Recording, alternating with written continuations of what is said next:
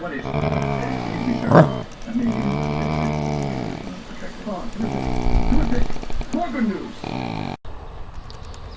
there, Pat Minner here.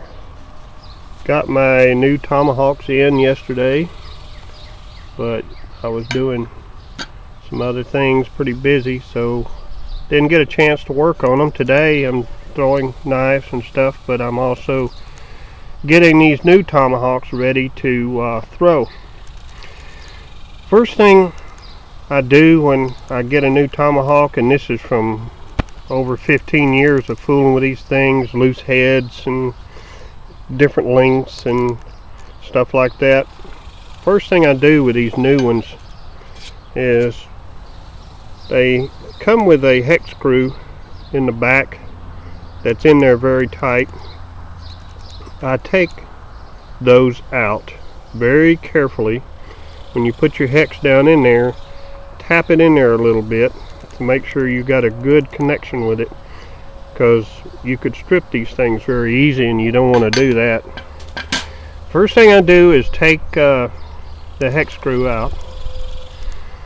Then I will walk over here and I'll show you what else I do with them here. I put them in my vise and leave a little slack there so you don't damage these handles. And then I take a hammer and I drive them in. Don't just keep hammering and hammering, because you'll bust the top of the handle. Just average swings, and then you can look at the back down in there in the sunlight and you can see that the hole is off now, so you've actually driven the handle on a little bit more. And I'll do that, and I'll put it back over here, and I'll do as many hawks as I've got, and I'll do that for 3 days. Every day for 3 days I'll take them over and drive them in a little bit further. Average swings, don't get carried away. And then after the 3rd day I will cut the handle off to length. 14 inches overall is the length for IKTHOF competition. Now, the old way of doing these things, I don't know if you can see those holes I drilled in there. These hawks are about 15 years old, and I tried every way in the world to keep a hawk head tight. Just never really ever could do it. And another thing I used to do is I would soak them in a bucket of water for a couple of days, and that would swell the hickory up and they'd stay tight a pretty good while, but your hawk head stayed rusty all the time. So I'm going to simplify it. If they do work loose, I'll just take one hawk and tap it on the other one, get the handle back tight again.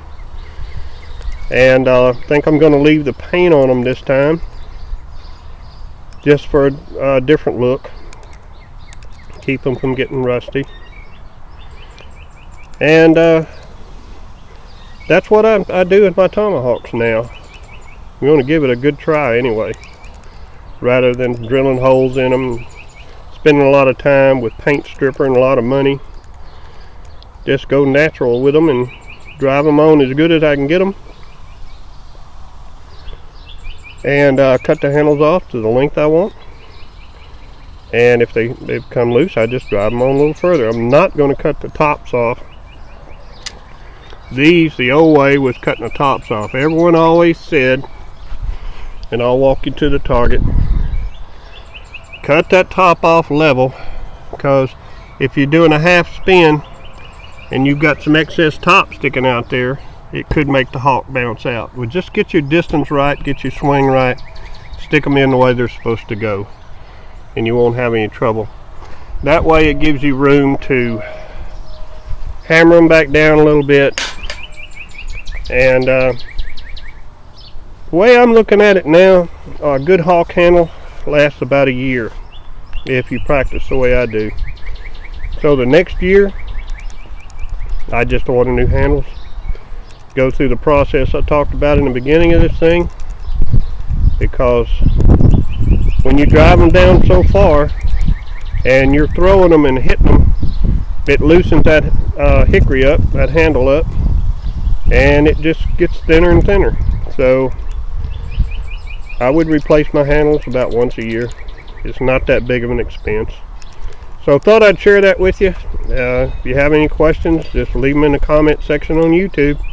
I'll be happy to respond. Thank you very much.